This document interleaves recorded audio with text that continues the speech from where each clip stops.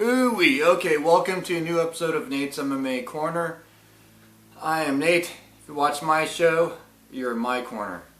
Yeah, on this new episode of Nate's MMA Corner, we will go over, this is a post-fight show for Glover Teixeira versus Ovin St. Preux, UFC Fight Night. So, yeah, let's get started. Yeah, post-fight rundown of the main card. So let's get started with the main event, shall we? The main event was a light heavyweight bout with Glover Teixeira versus OSP, or Ovin St. Preux, whatever you want to call him. Yeah, two top-ranked, top 10 light heavyweights in the UFC. Ovin St. Preux has height and reach over a lot of his opponents. Glover has experience, heavy hands, good Brazilian Jiu-Jitsu skills over his opponents.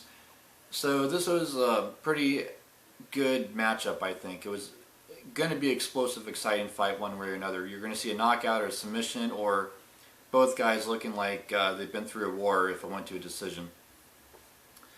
Yeah, so technical submission, rear naked choke, round 3 victory for Glover Teixeira.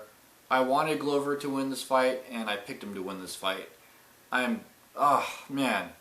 Yeah, Glover seems like a lovable guy.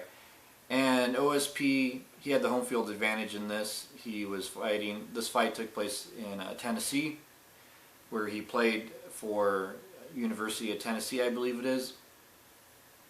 And yeah, OSP landed some good shots in the first couple rounds. But each round, Glover was able to get some takedowns in and stop the shots from happening at some point.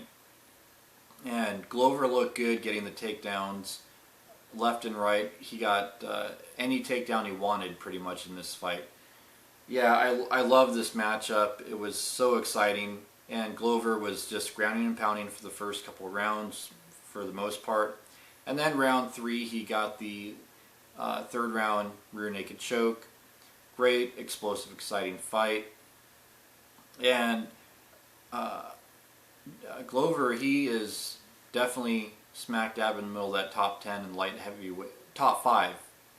He's definitely in the top 5 now in the light heavyweight division. Yeah, OSP was ranked number 6, I believe, and Glover is ranked number 4 before this match. So Glover easily maintains number 4 spot, if not moves up a notch. Yeah, so a good clean win for Glover Teixeira. Then into the co-main event in the lightweight division, we had Beneil Dariush versus Michael Johnson. Yeah, I picked Beneil to win this fight, and then at the end of it, I was like, Michael Johnson won this fight. He won the decision. There's no ifs, ands, or buts. He easily won the first 2 rounds, maybe even the third, because Beneil was really starting to land till end of round 3 on the strikes.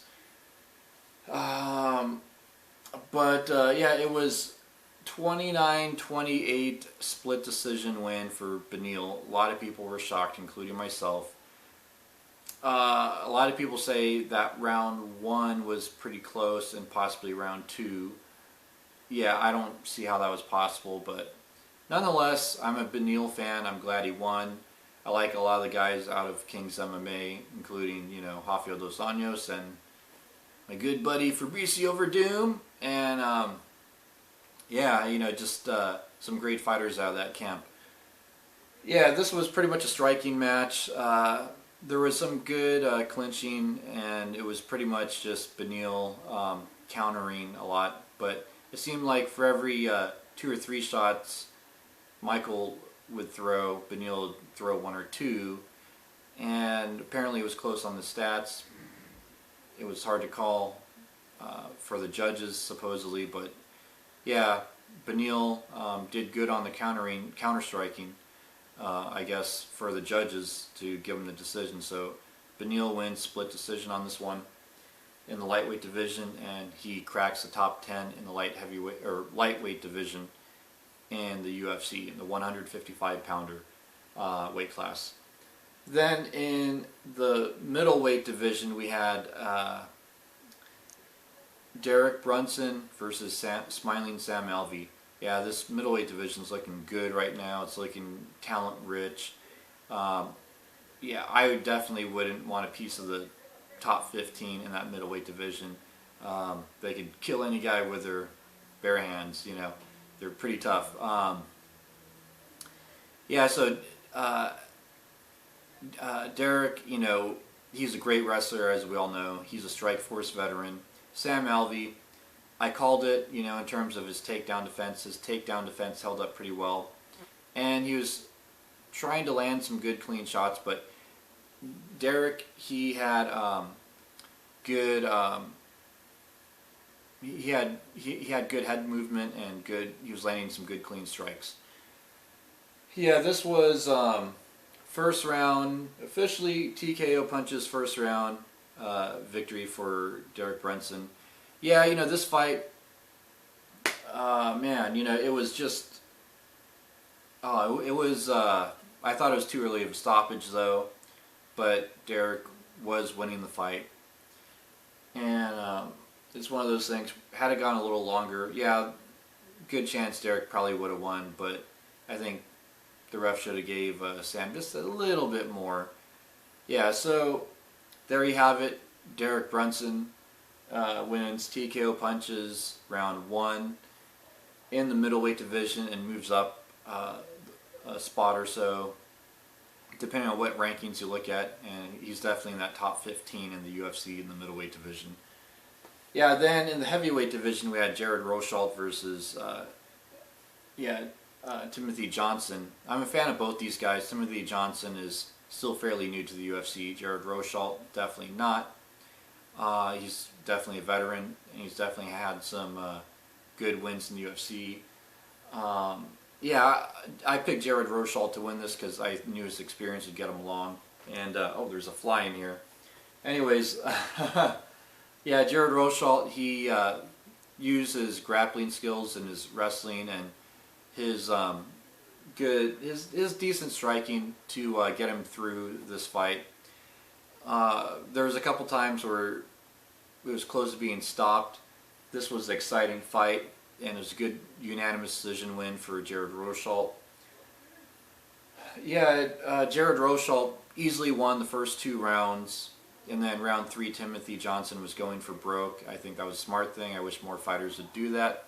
I give massive props for Timothy Johnson for trying to get that victory in that 3rd and final round. And yeah, he was just starting to tee off on Jared Rosholt. Jared Rosholt kept backing away and using his head movement to dodge a lot of big strikes. This was a bloody, exciting fight. If you cringe easily because of blood, then this fight definitely wasn't for you.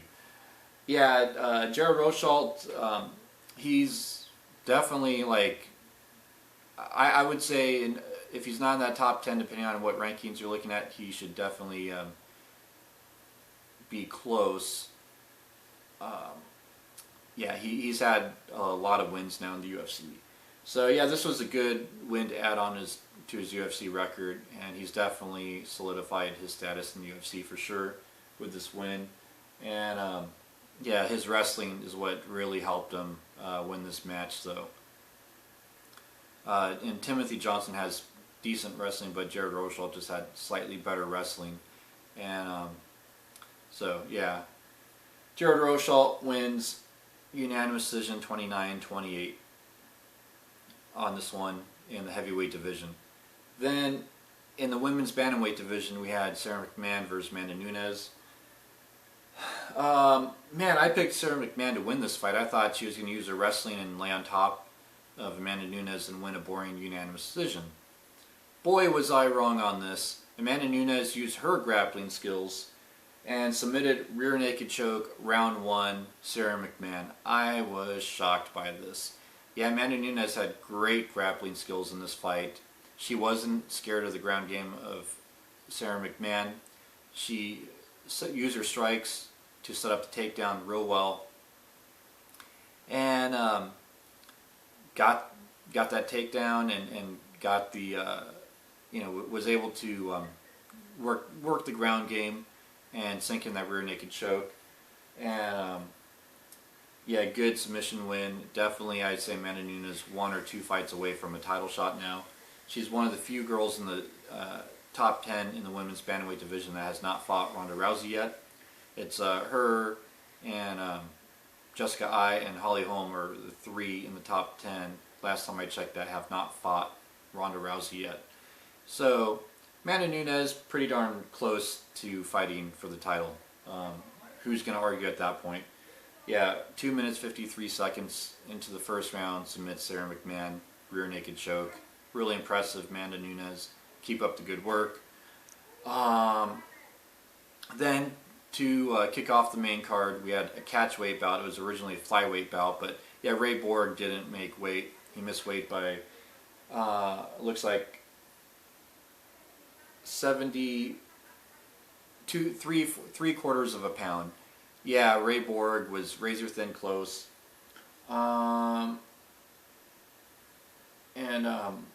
Yeah, Gene Herrera, he was a newbie to the UFC. I picked Ray Borg to win this because he has killer experience in the UFC. He's looked great in a lot of his fights, and he's just stacking up those wins right now as we speak. And I think next time Ray Borg will make weight, so the UFC won't hold him too, they won't hold it against him too much, I think.